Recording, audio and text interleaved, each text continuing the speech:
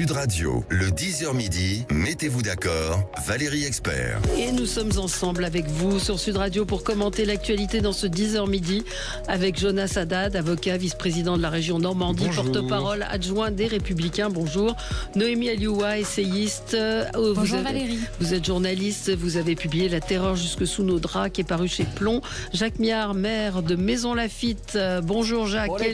Quel livre allez-vous brandir aujourd'hui? Bye bye démocratie. Alors, on va commencer par la lettre de Jacques Miard, distribuée à 50 000 exemplaires dans la future circonscription. Oui. Construire l'Europe des réalités et suivi de la guerre au Proche et au Moyen-Orient. J'ai un mandat du peuple. Bon, voilà, donc vous avez l'embarras du choix. On a l'embarras du choix. Et ce sont d'excellents ouvrages. Et visionnaire avec ça. Mehdi Raïch, analyste politique, évidemment Israël-Iran, on va revenir sur ce qui se passe au Proche-Orient. Que faut-il, quelles seront les conséquences de cette attaque d'Israël sur l'Iran? Quelle est la volonté d'Israël? On a vu que Donald Trump, George Bush, a demandé à ce que le guide suprême ne soit pas exécuté. Bref, beaucoup de questions. Nicolas Sarkozy qui perd sa Légion d'honneur. Le bac ce matin, le bac sert-il encore à quelque chose? Et Jérôme Guedj qui traite Jean-Luc Mélenchon de salopard antisémite. Bref, vos coups de cœur, vos coups de gueule. Mehdi, on commence avec vous. Oui, je voulais mettre l'accent sur l'information qu'a sortie hier Frontières sur une possible commission d'enquête qui sera mise en place sur les liens entre LFI et les islamistes. Donc on verra mercredi si cette commission est votée ou pas. Mais j'avais déjà fait une intervention sur la proposition de commission d'enquête parlementaire qu'a déposé les filles sur l'islamophobie, qui est en fait un délit de blasphème retrouvé, en fait, ils veulent le retour du délit de blasphème. Je rappelle quand même que la liberté implique totalement la responsabilité, on ne peut pas nier les deux choses. Et donc je trouvais intéressant que ce sujet revienne sur la table. J'espère que cette commission sera mise en place, parce qu'il y a quand même des énormes flous autour de LFI.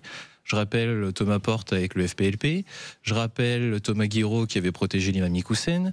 Donc il y a quand même quelques incohérences qui sont particulières. Il y a des sujets qui doivent être discutés. Donc c'est aussi une clarification démocratique. Je pense qu'il faut le faire. Donc je voulais quand même donner un éclairage sur ce sujet parce que j'estime qu'il est d'urgence nationale. Ouais. Et encore, on peut dire que c'est une forme d'euphémisme ce que vous dites quand vous dites qu'il y a des flous. Il me semble qu'il n'y a pas de flou là dans cette affaire. Vous avez vu récemment la conférence qui a été organisée par Louis Boyard, Sébastien Delogu et une femme. Non, et une femme. Et dans l'affiche, la femme n'est pas représentée. Elle est représentée par un dessin. C'est Raphaël Arnaud. La femme est représentée par un dessin. Vous avez raison, c'est Raphaël Arnaud. Ils se ressemblent tellement les deux sur ce genre de questions, malheureusement. Donc la femme n'est même pas représentée, on arrive à un dessin. Mais vous savez pourquoi? Parce que dans l'islam, les femmes et les personnes ne doivent pas être représentées. Mais sa photo est sortie hier, elle est entièrement voilée et elle a un masque. Et elle a un masque, donc on ne voit que ses yeux. Voilà. Donc on est vraiment, contrairement à ce qui avait été dit, dans la volonté de ne pas représenter le visage de Et ne pas oublier femme. Justement que Raphaël Arnaud avait fait rentrer à l'Assemblée nationale des groupes qui étaient proches du CCIE, et dans la proposition d'enquête parlementaire sur l'islamophobie qu'a déposée LFI, il s'appuie sur des chiffres du CCIE. En tout cas, on ne peut pas parler de flou maintenant, alors qu'il est maintenant, au jour d'aujourd'hui, on ne peut plus parler de flou. C'est revendiqué, c'est avéré, il y a toute une stratégie derrière électoraliste, il y a vraiment un désir. C'est Florence Bergeau-Blaclair, vous savez, l'anthropologue du CNRS, qui a dit qu'LFI était aujourd'hui un proto-parti islamiste en France, et effectivement c'est ce qui est en train d'arriver, et il faut regarder les choses telles qu'elles sont, et depuis l'avènement de ce parti, les choses ne font que s'enfoncer dans ce sens. Moi j'aimerais que des auditeurs qui soutiennent LFI m'expliquent comment ils comprennent ou comment est-ce qu'ils réagissent face à un parti qui, d'une certaine manière, défend l'Iran, défend les mollahs. Quand je vois Ercilia Soudeh, c'est lui accorder beaucoup d'importance que d'en parler, qui parle d'une femme qui a été tuée par les Israéliens lors des bombes, lors des attaques. Elle ne s'est pas indignée de celles qui ont été pendues pour ne pas avoir porté le voile. Donc je ne comprends pas comment aujourd'hui on peut défendre le régime des mollahs et l'Iran. C'est simple, c'est la détestation d'Israël et des Juifs. La détestation d'Israël et des Juifs pour un certain nombre de députés de ce parti, va jusqu'à la défense de républiques, en l'occurrence la République islamique d'Iran, c'est-à-dire de régimes qui sont autocratiques, autoritaires, extrêmement violents et répressifs vis-à-vis de leur propre population. Et je rappelle quand même que la République islamique d'Iran pend les homosexuels, qu'elle est extrêmement violente vis-à-vis des femmes. Il y a une police des mœurs qui circule en Iran qui oblige les femmes à se couvrir la tête. Souvenez-vous du cas de Mahsa Amini qui a enclenché une grande révolution du peuple. C'est un régime autoritaire, violent et criminel, et c'est ce que défend aujourd'hui certains députés de la France Insoumise par détestation d'Israël. Oui, Jacques Méhard, alors attendez, Jacques Méhard voulait réagir à ce que... Oui, effectivement, et cette commission d'enquête qui est quand même hallucinante, quoi. L'instrumentalisation, la fameuse islamophobie, c'est un véhicule de guerre et c'est de l'intox. C'est clair que l'islamophobie, c'est pour permettre à certains de vouer aux gémonies les principes fondamentaux de la République, et qu'en tout état de cause, il ne faut pas tomber dans ce piège, parce que c'est pour ceux qui prétendent que nous sommes islamophobes, c'est effectivement rentrer dans leur jeu et plaider coupable, alors que nous ne le sommes pas. Mais en revanche, il y a effectivement chez les filles une volonté de mobiliser certains types d'électeurs à des fins électorales. Voilà. Et je crois que ce qu'a dit Noémie est tout à fait exact, même si, il faut savoir aujourd'hui, selon des renseignements assez forts, c'est qu'il y a en Iran même de très nombreuses femmes qui portent plus le voile. Hein, bien sûr. Et qu'en réalité, il y a toujours, bien sûr, une police des mœurs, ça c'est vrai, mais que la règle est aujourd'hui plutôt pas tout à fait appliquée, et que le régime, il regarde à deux fois avant de réprimer. Jonas ? Ce qu'a construit et ce que réussit en tout cas la France Insoumise, c'est un grand écart que jamais aucun autre parti n'avait réussi, c'est-à-dire l'alliance des cheveux bleus et des kéfiers. C'est-à-dire l'alliance, les cheveux bleus. L'alliance des woke et des islamistes, l'alliance des gauchistes et des islamistes. Si vous voulez, pour moi, l'image la plus symbolique qu'il y a eu récemment, c'était l'image dans laquelle Jean-Luc Mélenchon tenait très fortement par la main Rima Hassan à la place de la République, et expliquer que ce qu'il souhaitait, c'est que toutes les petites filles de demain soient des Rima Hassan. C'est-à-dire qu'à la fois, vous avez toute une ribambelle de députés LFI qui sont plutôt issus d'une gauche wokiste, très gauchiste, et qui sont les petits robots de Jean-Luc Mélenchon qui appliquent la stratégie qu'il a d'aller draguer un électorat communautaire, et qui se retrouvent dans des manifestations où globalement on explique qu'on peut faire cohabiter des gens qui sont pour le féminisme le plus radical avec des gens qui sont pour l'antiféminisme le plus radical. C'est-à-dire que vous avez des gens dans des manifestations qui crient au patriarcat blanc, et d'un autre côté qui admirent le patriarcat musulman à partir du moment où, par exemple, il est en Iran. Donc en fait, c'est quand même globalement une réussite qui est très forte. Et deuxièmement, la question qui est posée par la commission d'enquête que vous évoquiez, c'est la question des financements. Je l'ai posé la semaine dernière à Thomas Porte, puisqu'on était en débat dans lequel il m'a traité de tous les noms.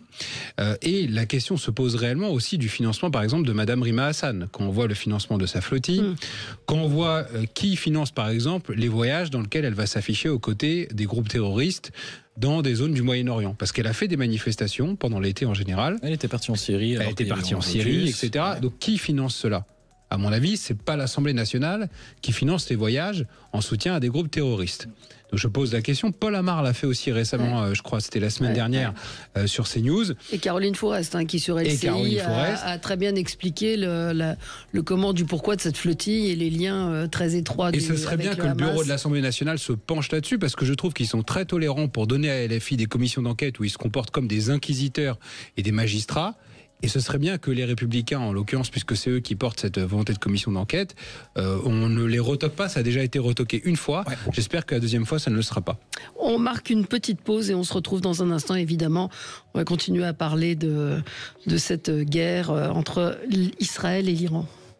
Sud Radio, votre avis fait la différence. Sud Radio, le 10h midi, mettez-vous d'accord, Valérie Expert. Et on est de retour avec vous pour commenter cette actualité dominée évidemment par la guerre entre Israël et l'Iran, jusqu'à une escalade jusqu'à quand. C'est une guerre qui risque de durer assez longtemps, nous dit-on. On va revenir sur la perte de la Légion d'honneur. Nicolas Sarkozy qui perd sa Légion d'honneur, c'est la loi, c'est la règle.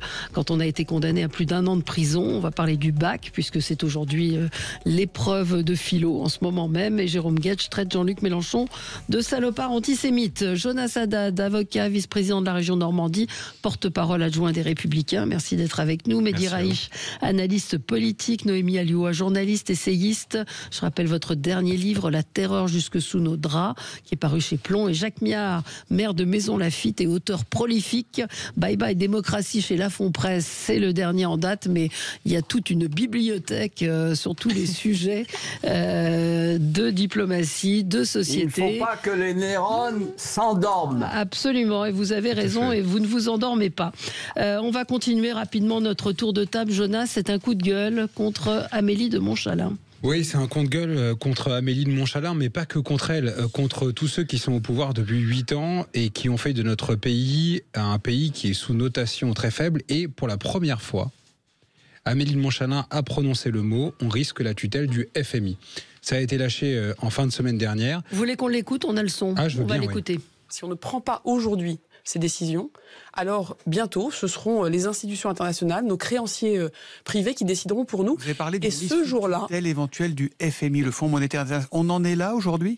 On en est à un moment où on doit prendre des décisions historiques. Nous avons beaucoup protégé les Français, les entreprises, les emplois pendant des crises inédites. La crise du Covid, la crise de l'inflation, la guerre en Ukraine. Aujourd'hui, il faut que nous ressaisissions l'arme budgétaire, que nous nous remettions en ordre, que nous rangions au fond la maison, parce que si nous ne le faisons pas, effectivement, d'autres décideront pour nous. Bon, donc ça vous met en colère? Ça me met en colère parce que nous ne sommes pas le seul pays qui a connu la crise du Covid. Nous ne sommes pas le seul pays qui a connu les conséquences de la guerre en Ukraine. Pourtant, nous sommes aujourd'hui le pays qui a le plus gros déficit dans toute l'Europe. On emprunte aujourd'hui au même taux que la Grèce. Et on donne des leçons au monde entier. C'est-à-dire qu'en gros, on se pose la question, et je pense que les auditeurs se posent la question, mais qu'est-ce qu'ils ont fait de notre argent ? Ben oui. Pourquoi depuis 8 ans, on nous explique globalement qu'on est avec des gens qui sont d'excellents gestionnaires et qu'on se retrouve un matin à nous expliquer qu'on est sous la menace du FMI ? La note de la France a été abaissée en décembre 2024. On est passé déjà à AA-. Et ce qui m'étonne beaucoup, c'est que ça n'a fait plus du tout la une des médias. Non. Parce que vous savez qu'aujourd'hui, lorsqu'on a la menace de la tutelle du FMI ou qu'on est mal noté, lorsqu'on veut emprunter sur les marchés de l'argent pour financer notre modèle social qui est très cher, eh bien on emprunte plus cher. Donc normalement, tous les partis politiques de gauche comme de droite devraient dire mais stop la dépense publique, parce que si on continue à dépenser comme ça, on va continuer à emprunter et plutôt que d'enrichir les Français, on enrichit les créanciers financiers, les fonds d'investissement, les fonds de pension et les grands donneurs d'ordre financiers. Donc je ne comprends pas comment on peut venir à l'antenne nous expliquer qu'on est bientôt sous la tutelle du FMI alors que ces personnes-là sont au pouvoir depuis 8 ans. Et ça me scandalise et ça devrait scandaliser l'intégralité de la France. Alors je sais que François Bayrou dit que la dette c'est important pour lui, mais il faut que ce soit beaucoup plus puissant et qu'il y ait un électrochoc dans le pays. Et faire quoi? Encore une fois, c'est toujours la même question. À chaque fois, on se dit, d'accord, on a besoin d'argent, comment on va faire pour augmenter les impôts? Alors que la question qui ne se pose pas, la question qui est totem et tabou dans ce gouvernement, c'est comment on réduit le train de vie de l'État. Je dis bien de l'État, parce que nous, dans les collectivités, vous le savez, je suis vice-président de la région Normandie, on nous réduit notre train de vie. L'État nous enlève des subsides. Par contre, lui, l'État, toujours aussi obèse, ne veut pas faire de régime. Donc il serait temps de se mettre en régime, on est bientôt l'été, faites un effort et activez vraiment ces leviers-là, parce que fondamentalement, on n'en peut plus. On continue, parce que je voudrais qu'on parle vraiment de l'Iran et d'Israël. Jacques Miard, c'est un coup de gueule. Oui, c'est un coup de gueule et je vais peut-être vous surprendre. Vous savez, on a beaucoup, et notamment, je sais que Guénaud avait fait un papier en disant les somnambules, c'est-à-dire qu'on marche à la guerre avec toute une série d'engrenages.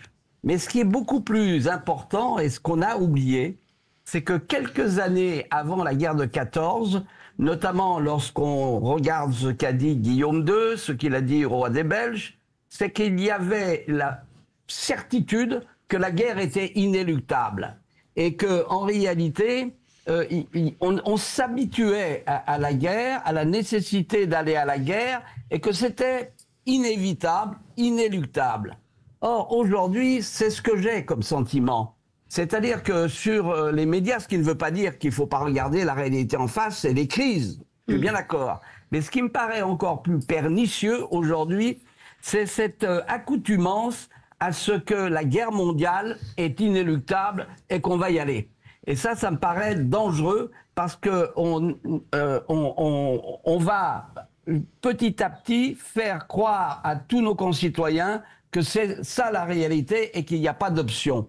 Et je crois que c'est vraiment quelque chose. Un ami m'a envoyé un message en disant qu'on est dans un monde mortifère, n'est-ce pas, où on accepte par avance qu'on marche à la guerre. Alors vous allez me dire, mais ouvrez les yeux. Oui, eh bien, mais il faut aussi ouvrir les yeux pour pouvoir, bien sûr, analyser les crises là où elles sont et essayer d'éviter que ça aille plus loin. Mais il faut aussi que l'on n'accepte pas par avance que la guerre est inéluctable.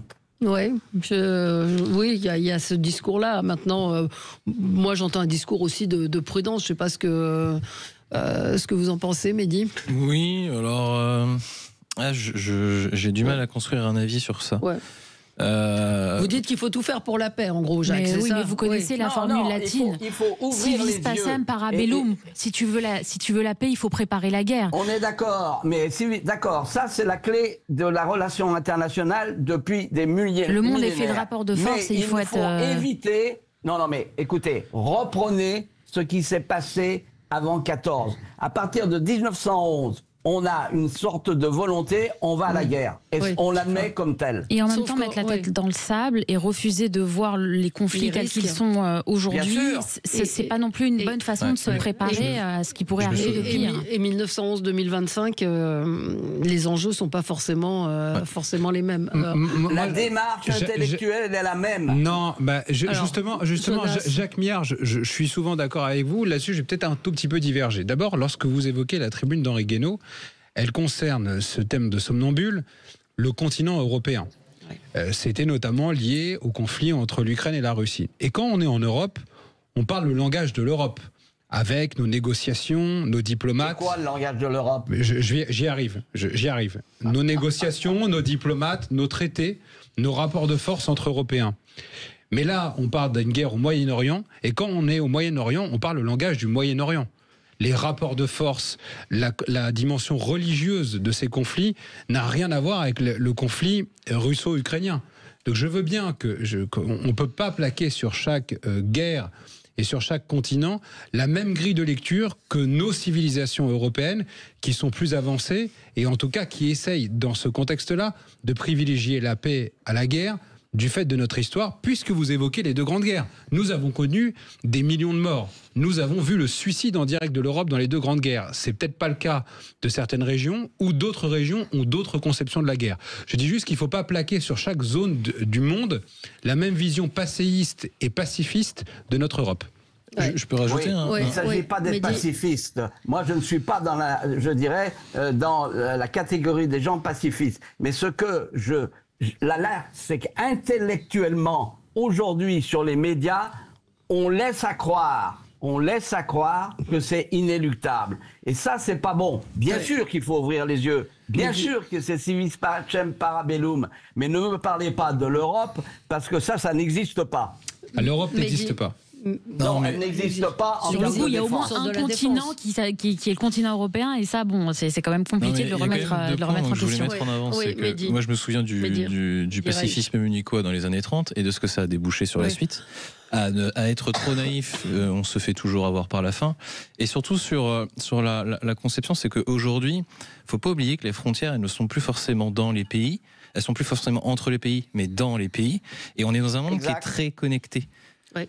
Beaucoup plus connecté qu'avant. L'information va beaucoup plus vite qu'avant. Voilà, donc pour moi, la notion de est-ce qu'il y a la guerre, il n'y a pas la guerre, promouvoir la paix, pas la paix, Je pense que ce débat est un peu dépassé, parce que la conception des frontières elle-même est dépassée. Et aujourd'hui, c'est beaucoup plus des luttes qui sont entre les pays, ça peut être des luttes d'information, des luttes de communication, et la conception même de ce qu'on a de la guerre a profondément changé. Il y a une 5e colonne, c'est évident. Et d'ailleurs, c'est pas les mêmes règles. Oui, c'est pas les mêmes règles. C'est pas les mêmes règles. Mais moi, ce que je vous dis, c'est une approche intellectuelle. Et attention à ne pas prendre pour inéluctable ce qui doit être contrôlé, maîtrisé et évité. On se retrouve dans un petit instant et ce sera votre coup de cœur, Noémie. On va revenir sur l'attaque d'Israël sur l'Iran et comment le Mossad a préparé la guerre avec l'Iran. Tout de suite. Sud Radio. Sud Radio. Parlons vrai. Parlons vrai. Sud Radio. Parlons vrai. Sud Radio, le 10h midi, mettez-vous d'accord, Valérie Expert. De retour avec vous dans le studio de Sud Radio jusqu'à midi pour commenter l'actualité. Noémie, évidemment avec vous, on va aborder ce qui s'est passé vendredi, cette frappe israélienne sur l'Iran. Oui, et c'est intéressant de voir toute cette affaire entre Israël et l'Iran d'un point de vue vraiment stratégique et technique plutôt que de façon idéologique. Et donc, il y a une enquête qui est parue dans le Washington Post, c'était il y a 2 jours, qui décrit la façon dont le Mossad a infiltré le territoire iranien pendant des mois. Parce que vous savez que cette opération qui a eu lieu vendredi, elle a duré au moins 8 mois elle s'est préparée pendant au moins 8 mois sur le territoire iranien.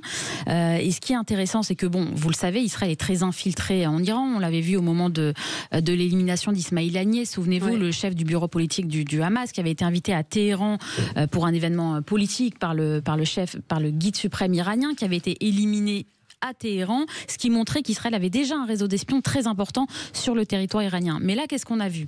On a vu qu'il y a une base de drones qui a été créée sur le territoire iranien. Comment est-ce que cette base de drones elle a été créée ? Eh bien, écoutez, ce sont pendant des mois des pièces détachées qui ont été rapportées par des camions, par des voies maritimes, par aviation. Donc des petites pièces qui sont arrivées doucement à Téhéran, qui ensuite ont été reconstituées pour créer des drones. Et ces drones, ensuite, ont permis de rendre inopérant une partie de l'aviation iranienne au moment où Israël a fait sa première attaque, pour que le régime iranien ne puisse pas réagir immédiatement. Donc c'est très intéressant de voir l'anticipation des services secrets israéliens, comment tout cela était organisé bien à l'avance, comment Israël a fait en sorte que le régime iranien ne puisse pas répondre immédiatement, ce qui leur a donné une capacité plus importante dès le départ. La question pourquoi maintenant, c'était en tout cas un des sujets sur les différents plateaux, et cette question aussi qui revient, est-ce qu'Israël a violé le droit international? Ce que me dit un auditeur qui me dit je ne suis pas LFiste ni rien, bien mais sûr. Je ne comprends pas qu'un pays attaque un autre pays. Qu'est-ce qu'on répond à ça? Ce qu'il faut répondre, c'est que c'est vrai que c'est des questions internationales auxquelles on n'est pas forcément habitué à penser en France, en Europe.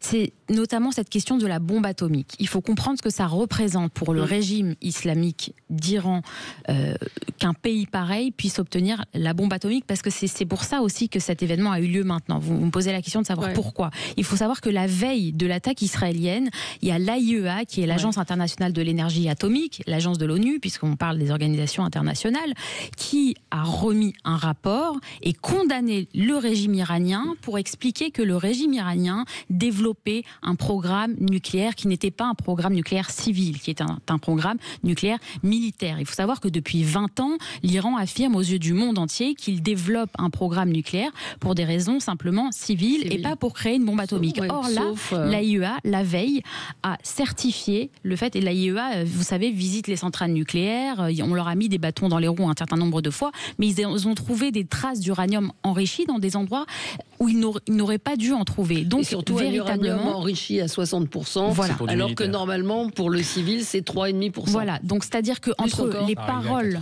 entre les paroles et les actes, il y a tout un monde. Donc vous avez le régime iranien qui vous explique qu'il ne fabrique pas de bombe atomique. Or, il se trouve qu'il y a des preuves que ce régime fabrique une bombe atomique. Une fois qu'on a dit ça, il faut écouter les dirigeants iraniens, et notamment Ali Khamenei, le guide suprême iranien.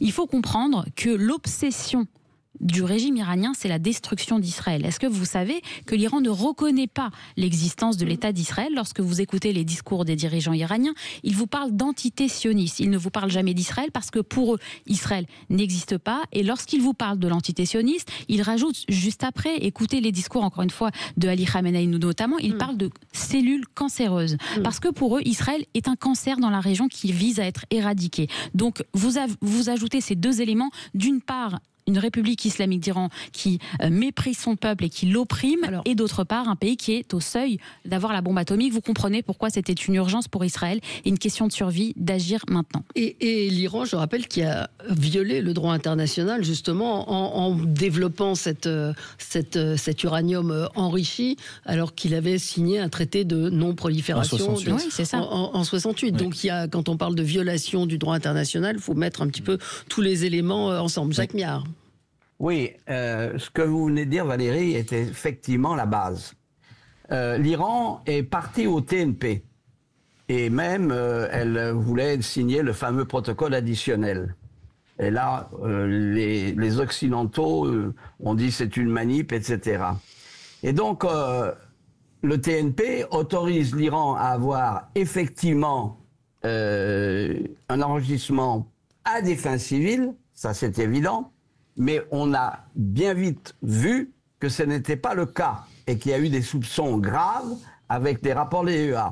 Et ce qui est regrettable et qu'il faut quand même aussi rappeler, c'est que celui qui a mis fin au traité où ça avait été permis d'avoir des contrôles, c'est quand même Donald Trump. Et là, il a fait, à mon avis, une faute. Pourquoi ? Absolument. Parce que immédiatement, les Iraniens, et notamment le noyau dur, a accéléré les enregistrements et on est à la situation d'aujourd'hui. Donc aujourd'hui, il est clair que pour Israël, la bombe atomique est une menace et qu'on a une sorte de guerre préemptive qui est entrée. Ce qui ne signifie pas que ça va tout résoudre. Non. Et c'est là où il y a un problème. C'est qu'on voit bien que les frappes actuellement ne vont certainement pas, et ça c'est les experts qui le disent, détruire la capacité nucléaire. Donc il faut rapidement retrouver la voie d'un dialogue pour maîtriser et l'absence. Quand vous passez à Moscou, je peux vous dire, j'ai entendu les Russes dire sur tous les tons, jamais ils n'auront la bombe. Ils étaient farouchement contre. Et comme on a un renversement d'alliance, maintenant, les soviétiques ou les Russes, vous les appelez comme vous voulez, eh bien, ils sont quoi? Ils ne disent rien. Donc on a un réel problème, c'est que maintenant, il faut reprendre en main la situation. Il est clair qu'une bombe iranienne, c'est une menace dans la région, même si Israël a aussi la bombe. Alors, il y en a qui vont faire le parallèle. C'est un peu différent, parce que le régime, c'est un régime assez raide, on va le dire comme ça. Je parle d'Iran, je ne parle pas d'Israël. Jonas ? En fait, je pense que ce qu'on ne mesure pas, c'est que le régime iranien avait et a toujours une intention de génocide. Parce que quand vous ne reconnaissez pas un territoire, quand vous ne reconnaissez pas une population, que vous expliquez dans vos discours et vos écrits que le point cardinal de votre politique internationale, c'est l'élimination de ce qu'ils appellent l'entité sioniste, et que vous savez que cette personne-là va avoir une arme, quelle aurait été l'autre réaction possible ? Ça aurait été de les laisser s'armer et de mettre en exécution. J'ai pas envie d'atteindre le point Godwin, mais même Hitler dissimulait ses intentions. Il ne disait pas qu'il voulait exterminer un certain nombre de peuples. C'est pas le cas des Iraniens, ils ne dissimulent rien du tout. C'est ce que je dis. C'est-à-dire qu'en gros, on est avec des gens qui sont pires que l'Allemagne nazie. Parce que l'Allemagne nazie dissimulait un petit peu. Eux, ils disent très clairement, lorsque nous aurons les moyens de le faire, nous éradiquerons Israël de la surface de la Terre. Donc vous comprenez bien que cette menace existentielle pour Israël, elle devait la traiter. Deuxièmement, et ce qui est important, c'est que c'est la première fois qu'on voit une guerre avec une telle distance. C'est-à-dire que les belligérants s'envoient des missiles à une portée qui est beaucoup plus importante de 2000 km. Et donc ça veut dire que dans cette optique-là, l'Iran, qui n'a pas vraiment d'armée conventionnelle très musclée, s'est concentré sur des missiles à portée à destination d'Israël. Donc en réalité, on voit bien que c'est son ennemi principal et que Israël, en revanche, et ça par rapport à ceux qui parlent du droit international, j'ai jamais entendu de la part d'un dirigeant israélien dire que Israël visait les populations civiles iraniennes. Non. Lorsque aujourd'hui Téhéran bombarde Tel Aviv, Haïfa, Ramat Gan ou d'autres villes en Israël, il n'y a pas de cible militaire. On essaye d'exterminer tout le monde. Tout le monde est aux abris. Alors que lorsque ça a été le cas, vous parliez d'opérations du Mossad ou d'autres opérations filtrées, l'objectif d'Israël, c'est d'éliminer les dirigeants iraniens du régime d'aujourd'hui pour éventuellement faire en sorte que le peuple iranien se choisisse d'autres dirigeants qui ne les oppressent pas. Question de... Sur ce point, Valérie, sur ce point, c'est-à-dire la volonté qu'ont eu les Américains de changer le gouvernement, moi je suis très sceptique. Parce qu'on dit aujourd'hui que la population est vent debout contre tous les Italiens, c'est un peuple extrêmement nationaliste. Donc il faut être prudent à ce titre. Si le régime tombe, dont acte, mais je crois qu'il ne faut pas rêver. Hein. Mais Jacques, c'est comme nous, on peut être nationaliste sans être islamiste. Non, mais attends, le problème, tu ne vas pas changer la religion des gens, hein. Du calme. Non, mais si. Je suis désolé.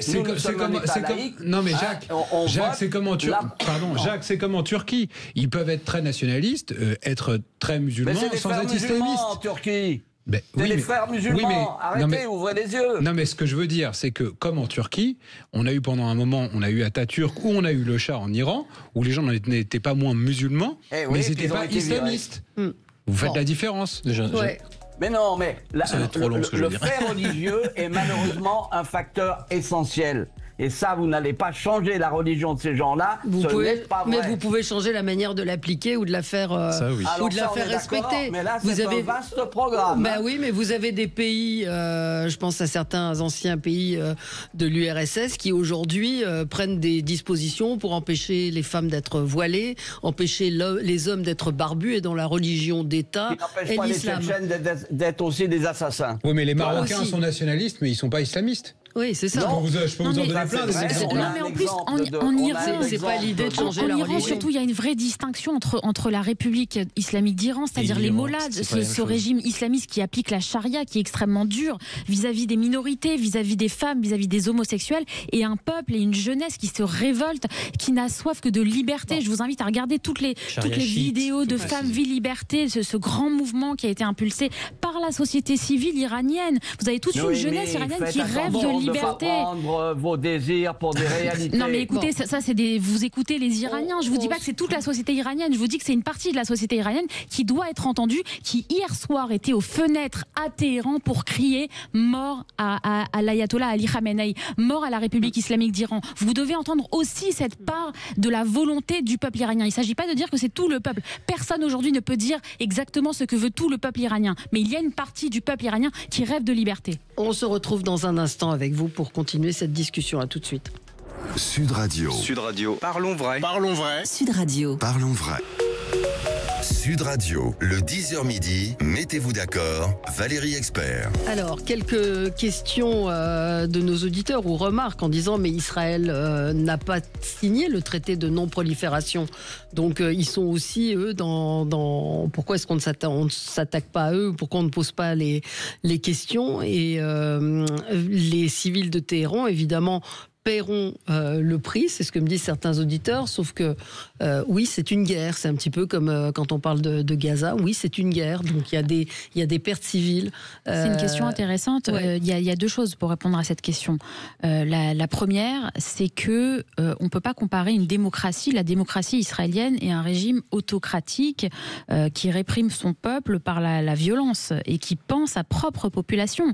J'ai vu que là, la dernière année qui est passée, c'était l'année où le régime a pendu le plus d'opposants. Il faut imaginer un pays démocratique comme Israël, où vous avez des médias qui attaquent le Premier ministre, vous avez des manifestations, vous avez une liberté absolue.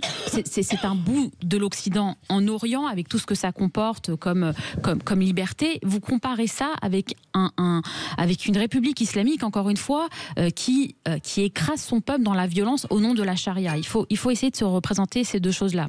Et ensuite, au-delà de l'aspect purement de la façon dont le régime se comporte, il faut aussi écouter les déclarations. Vous n'avez jamais Benyamin Netanyahou qui, dans ses discours, va dire ouvertement, pendant 30 ans, nous voulons la destruction de ce pays tout entier. Et c'est ce que fait l'ayatollah Ali Khamenei. Je sais qu'en France, on n'écoute pas forcément ces discours parce que c'est pas notre quotidien et que c'est à l'autre bout du monde. Mais écoutez ces discours, si vous vous y intéressez, vous allez voir, encore une fois, qu'il appelle ouvertement à la destruction, à éradiquer ce qu'il appelle une cellule cancéreuse au cœur du Moyen-Orient.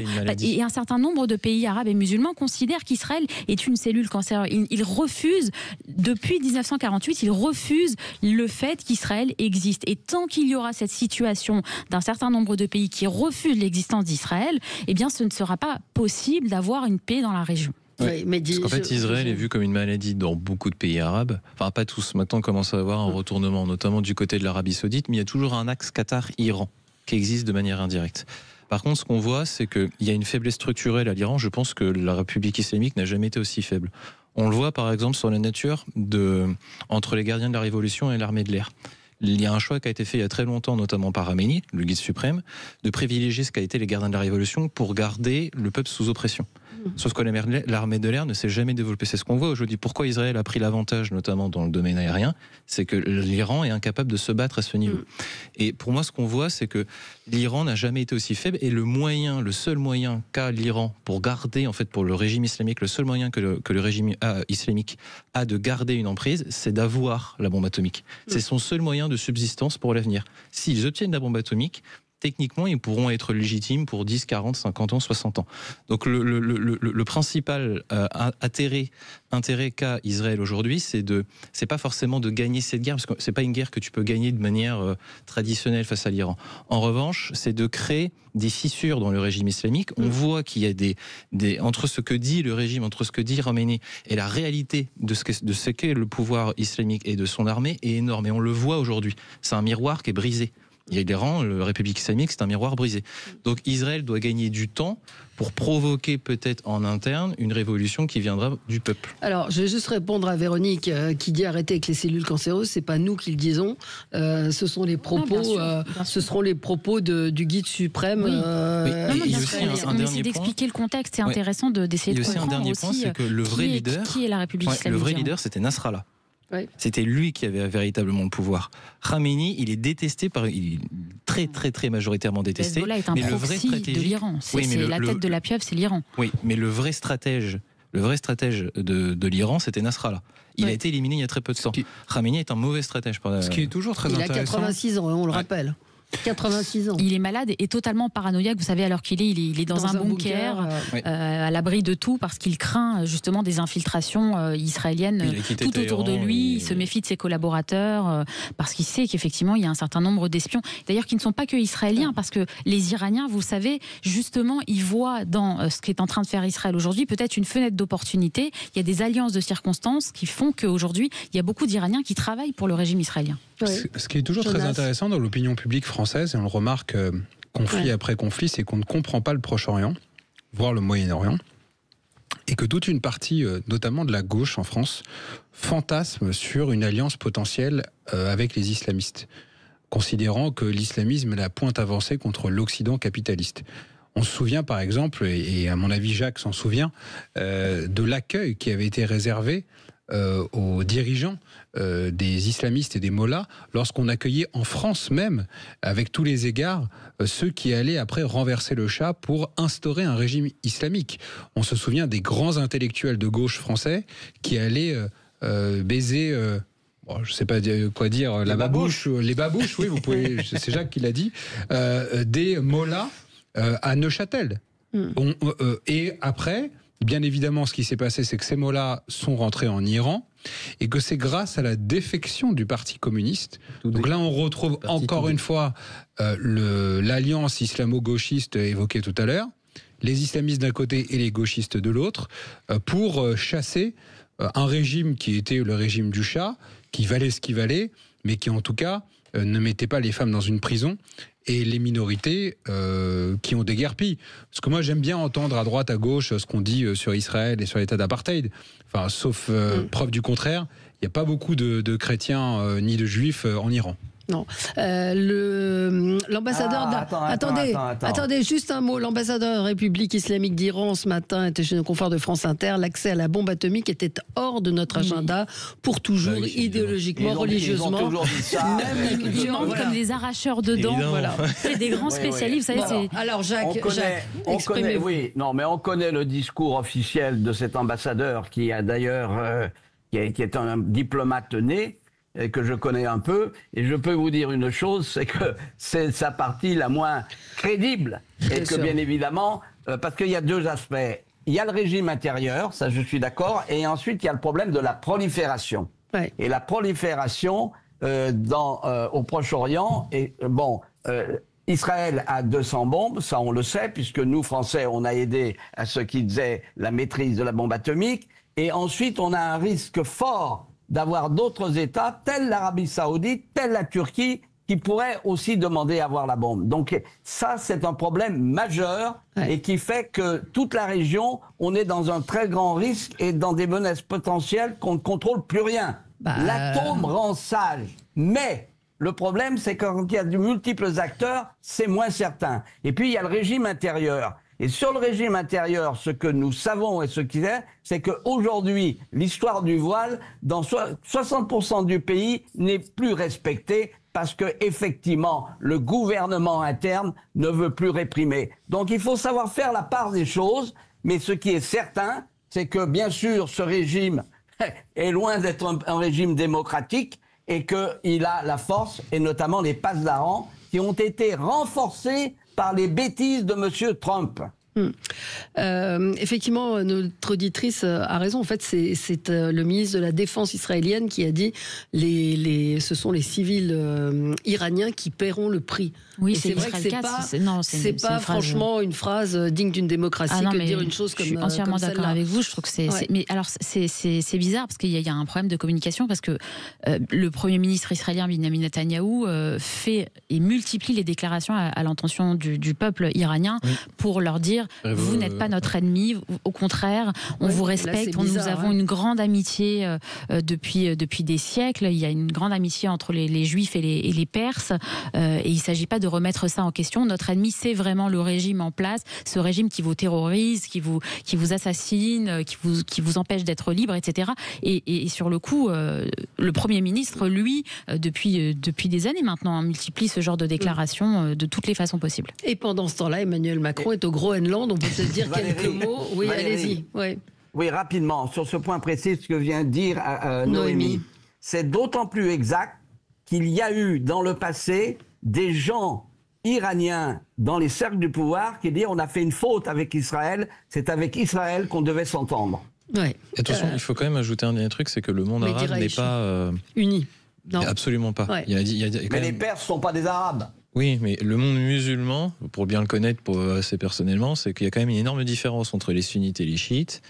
Et quand on voit la position que peut avoir l'Arabie Saoudite, c'est pas rien sur cette question. Ils sont plutôt pro-Israël. Oui, enfin, ils ont levé le pied, hein.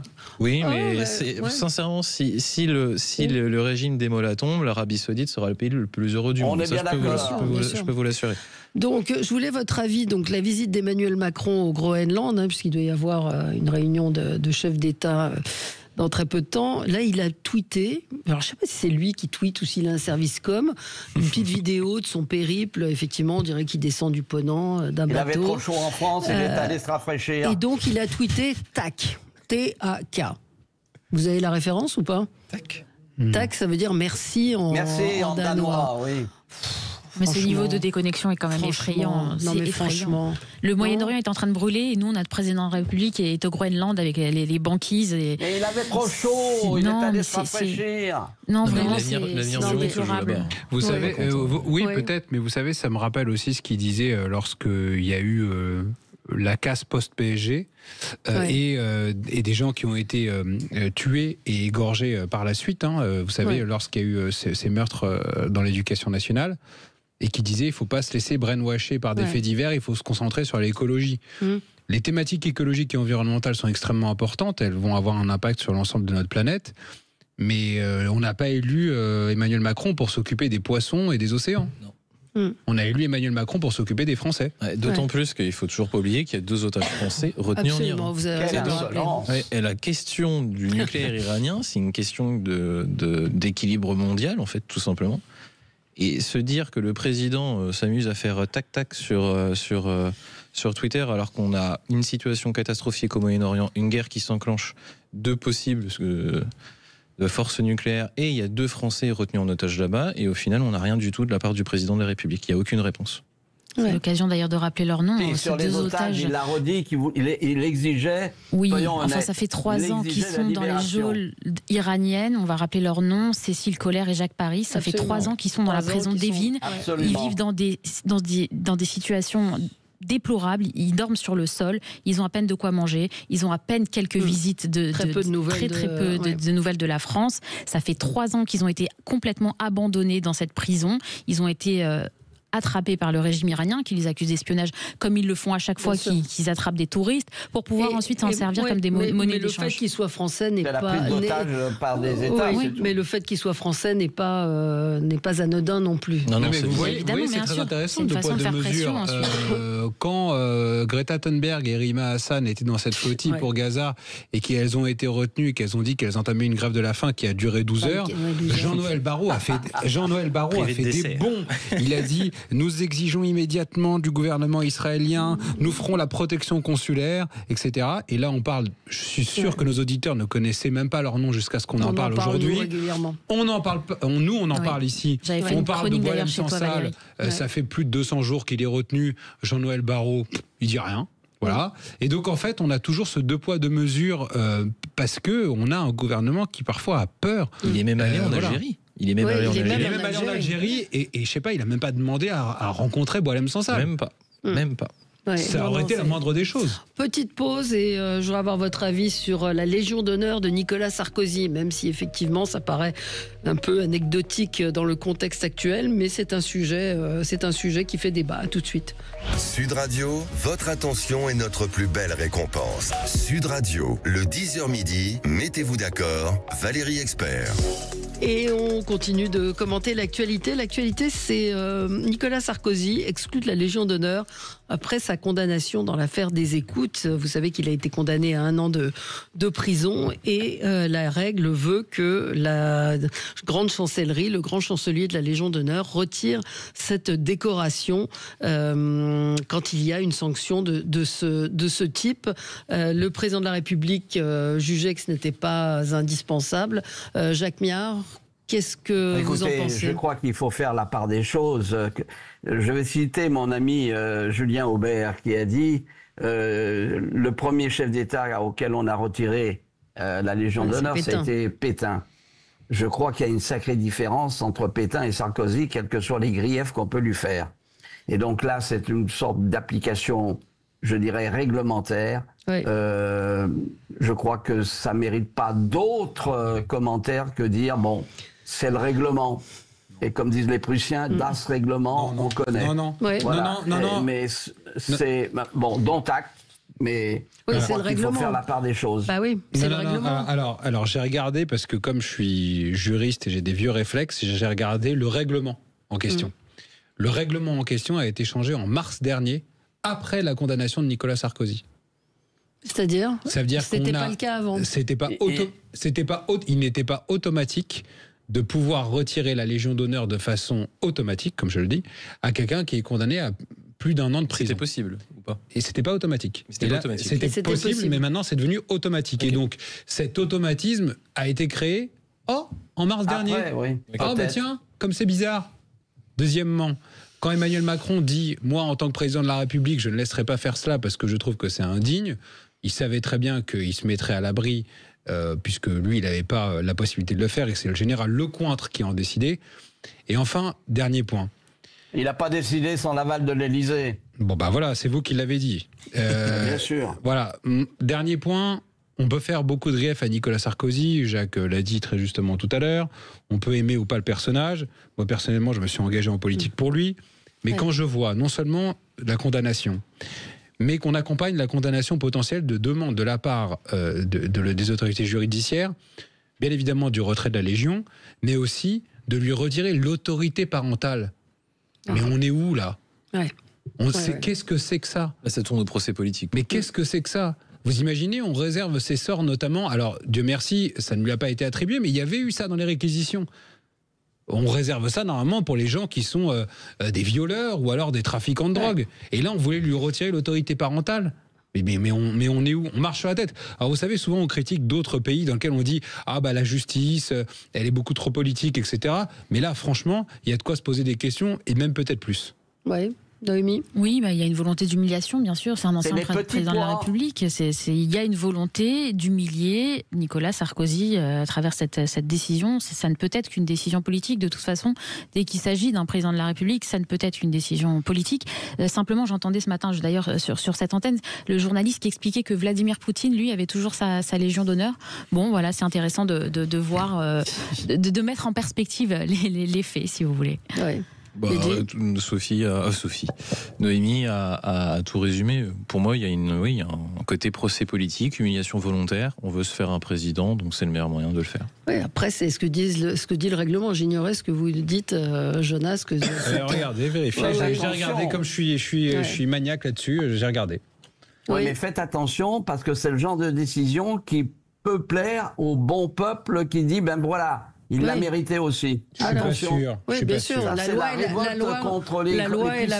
loi est la même pour tous. Voilà. C'est ce qu'il faut dire. Duralex, Cedlex. Absolument. Parce que ça engage l'image de la fonction elle-même. Donc c'est vrai qu'il y a quand même une question à se poser derrière. Là-dessus, Jacques, tu as raison. Et on rappelle que, en fait, il a reçu la Légion d'honneur, Nicolas Sarkozy, après l'affaire de la maternelle de Neuilly, sauf que c'était en 93, et que la Légion d'honneur lui a été remise par Jacques Chirac en 2005. Donc c'est pas forcément corrélé. Sur la question de la Légion d'honneur, on a donné la Légion d'honneur, c'est devenu presque un outil politique pour satisfaire certains de ses amis ou certaines relations diplomatiques. Il me semble qu'en Azerbaïdjan, le président et la vice-présidente, qui est aussi sa femme, a eu la Légion d'honneur. Donc il y a un questionnement sur qu'est devenue la Légion d'honneur. Non, mais en termes diplomatiques, ce n'est pas du tout les mêmes critères qu'en interne, il faut le savoir. Mais c'est un moyen d'influence. Oui, mais c'est quand même un outil. Oui, bien sûr. Parlons du bac. Notre avenir dépend-il de la technique? Les sujets du bac philo sont tombés ce matin. Nous avons un autre sujet qui est: avons-nous besoin de l'art? Et cette question, est-ce que le bac sert encore à quelque chose? Est-ce qu'il a du sens? Moi, j'ai découvert assez effaré ce matin que 90%, on en est à 90% des élèves qui ont le bac, quand on sait que Parcoursup doit être rempli avant les résultats du bac. Je ne sais pas si vous avez vu d'ailleurs, on a dénoncé ici avec Sophie de Menton l'usine à gaz que représente Parcoursup. Vous qui êtes un ancien bachelier, je n'en doute pas, Jacques Miard, vous en pensez quoi? Je pense que c'est un sésame, c'est qu'on le veuille ou non, il a la valeur symbolique, etc. De plus, il faut savoir quelque chose, c'est que là, la notation continue compte pour 40%, je crois. Ouais. Mais il faut aussi avoir un peu de stress, parce que nos futurs concitoyens, etc., qui vont être dans la vie active, il faut qu'ils intègrent également, je dirais, la pression. Hein, on n'en fait pas, des lavettes. Et donc, moi, je suis pour le maintien du bac, n'en déplaise à certains en disant que ça vaut plus rien, et parce que c'est aussi une étape. Je dirais, c'est une sorte, on passe de l'adolescence à l'adulte. Ouais, c'est un rite. Je suis assez d'accord avec vous. Et donc, il faut le garder et il faut le dire, non, ça a encore la valeur culturelle et symbolique. Oui, Jonas. Moi, ça me fait penser, bien évidemment, le bac a sa valeur symbolique, mais je le redis d'émission en émission, c'est que notre éducation est totalement obsolète. Absolument. Nos classements PISA sont en train de s'effondrer au profit des régimes asiatiques. On est situé au niveau de la 25e ou de la 26e place. Et aujourd'hui, l'intégralité des lycéens qui vont passer le bac utilisent pour leurs études ou pour leurs devoirs l'intelligence artificielle. Ouais. Donc demain, la vraie question qui va se poser, je ne pense pas que ce sera de savoir combien de pourcentage de gens ont le bac ou pas, c'est de savoir comment l'éducation prépare à ce monde qui arrive dans lequel il y aura un robinet d'intelligence gratuite. Par exemple, aujourd'hui, il n'y a aucune consigne vis-à-vis des professeurs pour savoir est-ce qu'ils acceptent ou pas des devoirs faits avec intelligence artificielle. Chaque professeur est livré à lui-même, à ce tsunami qui arrive, dans lequel, en fait, qu'est-ce qui va pousser un lycéen à travailler? Quel est le sens de l'effort? Si je peux faire ça en 10 secondes versus je peux le faire en une année de préparation, ça va vraiment poser la question. Vous n'avez pas l'intelligence artificielle quand vous passez le bac. Oui, mais les devoirs maison. Non. Les deux, oui. Non, mais oui, mais c'est tant pis pour vous. Si vous vous retrouvez devant une feuille et que vous êtes incapable de raisonner. Mais Valérie, aujourd'hui, vous savez que c'est de plus en plus en contrôle continu. Oui. Et donc, en réalité, ce que vous allez produire pendant l'année, ça va être de plus en plus généré par l'intelligence artificielle. Et je vous assure, quand on discute avec des professeurs, ils se disent on a été laissé vraiment dans la nature. Et on nous a dit, voyez, vous faites ce que vous voulez, certains interdisent, certains n'interdisent pas. Et je pense que demain, l'avenir de l'éducation, ce sera d'un côté, effectivement, des moments absolument sans aucun téléphone, dans lequel on va apprendre les services les savoirs fondamentaux, les humanités, et gérer ces moments de stress et de concours. Et un autre moment dans lequel il faudra compléter ça par de l'intelligence et comment dompter l'intelligence artificielle. Oui, c'est la question. Alors, si on reste sur cette question de l'intelligence artificielle, c'est vrai qu'elle est en train de bouleverser le monde et qu'il va falloir, d'une façon ou d'une autre, s'adapter. Et ce n'est pas uniquement l'éducation nationale qui est touchée, malheureusement. Il y a plein de métiers. Dans le métier de journalisme, par exemple, le métier de journalisme est en train d'être complètement bouleversé. Et là aussi, il va falloir s'adapter. Je vois qu'il y a pas mal... Dans beaucoup de médias de presse écrite, il y a des métiers qui sont supprimés, ceux notamment des correcteurs, les linguistes aussi, les traducteurs aujourd'hui sont de moins en moins sollicités parce que l'intelligence artificielle fait un certain nombre de travaux qui étaient par ailleurs anciennement accordés à des gens qui avaient certaines spécificités. Donc le monde change et il va falloir s'adapter. Effectivement, on n'en est pas encore là. On est encore un petit peu tous... mais ça avancera très vite. Ça avance de façon exponentielle. Il y a un auditeur qui me le rappelle qu'il y a des copies qui aujourd'hui vont être corrigées par l'intelligence artificielle et effectivement il faut faire avec ce que nous dit ça va beaucoup plus Thomas. Qu'est-ce que ça veut dire, Valérie? Vous voulez dire par là que les profs ne font plus leur boulot? Mais non. L'IA va corriger l'IA en fait. Elle va se corriger toute seule. Vous avez vu les nouveaux types de vidéos, ça commence à sortir il y a 1 ou 2 semaines. On voit maintenant l'intelligence artificielle peut carrément générer des vidéos où elle parle. Oui, absolument. Et vous imaginez la rupture fondamentale, c'est une rupture civilisationnelle qu'on est en train de... Je vous conseille, c'est mon coup de cœur, cette interview de Michel Desmurger, je ne sais pas comment on dit. Le cerveau des adolescents n'est pas armé pour affronter les réseaux sociaux, c'est à lire dans le Figaro.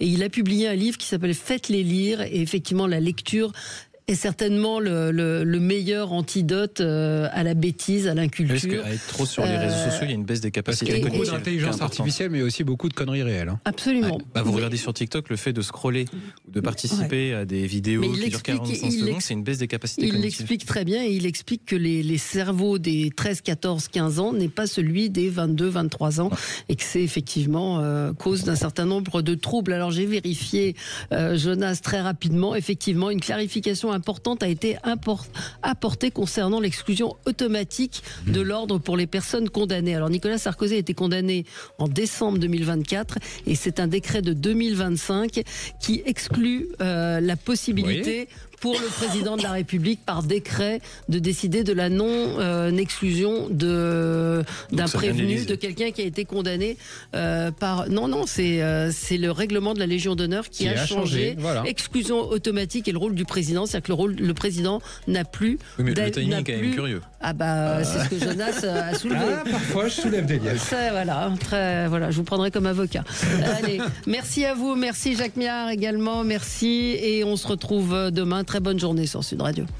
Sud Radio. Sud Radio. Parlons vrai. Parlons vrai. Sud Radio. Parlons vrai.